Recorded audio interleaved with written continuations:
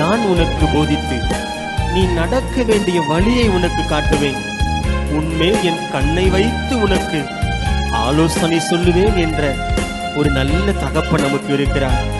அன்பு சகோதர சகோதரிகளை, இந்த காலை நேரத்துல உமக்கு பிரியமானதை செய்ய எனக்கு கற்றுத்தாரும் என்று நம்ம அப்பா கிட்ட கேட்கலாமா?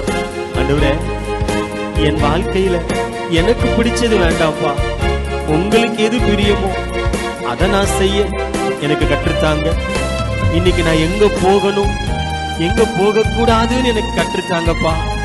என்ன பேசணும், என்ன பேசக்கூடாதுன்னு எனக்கு கற்றுத்தாங்க. ஆண்டவரே, என்னை வழி நடத்துங்கன்னு அவருக்கு பிடிச்சதை செய்ய வாஞ்சிக்கிறவங்க அவரிடத்துல ஒப்பு கொடுத்து கேட்கலாமா?